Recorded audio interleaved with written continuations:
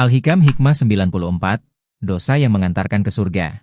Imam Ibnu Athaillah As-Sakandari menyampaikan, kadang-kadang Allah menetapkan atasmu suatu dosa, yang karenanya engkau sampai kepadanya. Pernyataan ini mengandung makna dalam, tidak selalu ketaatan yang menyampaikan kita kepada Allah. Terkadang, justru dosa yang kita sesali dengan sungguh-sungguh, yang membawa kita kepada makrifat, cinta, dan ridha Allah Subhanahu wa Ta'ala. Ada orang yang tidak pernah takut kepada Allah. Namun, setelah terjatuh dalam satu dosa besar, hatinya bergetar, timbul rasa hina, sedih, dan takut kepadanya. Lalu ia bertobat dengan sebenar-benarnya tobat. Maka dosa itulah yang menjadi jalan keselamatannya. Nabi Shallallahu Alaihi Wasallam bersabda, ada seseorang masuk surga karena satu dosa. Ia terus-menerus bertobat dan takut kepada Tuhannya hingga wafat dalam keadaan itu.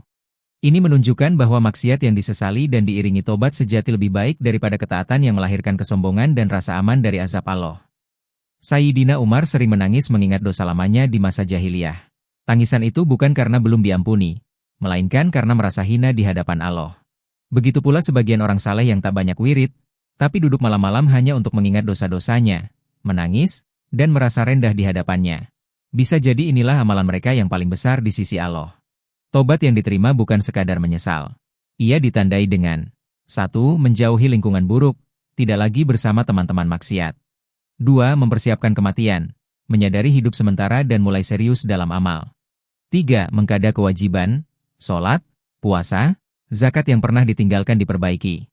4. Minta halal dari yang dizalimi, mengembalikan hak orang lain dan meminta maaf. Tanpa ini, tobat hanya perasaan sesaat yang belum tentu diterima. Banyak wali Allah dulunya adalah pendosa.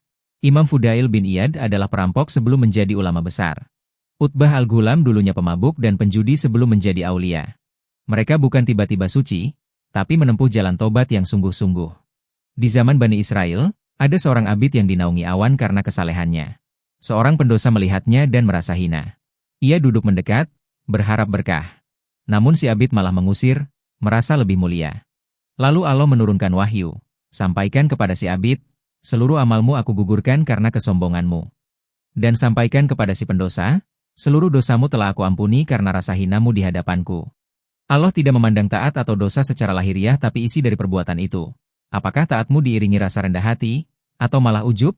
Apakah dosamu membuatmu sombong, atau justru menghadirkan kehinaan dan tobat? Semoga kita semua diberi kemampuan untuk bertobat dengan sebenar-benarnya dan dijauhkan dari kesombongan dalam amal.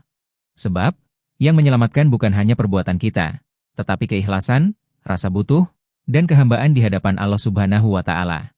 Jangan lupa like, share, and subscribe.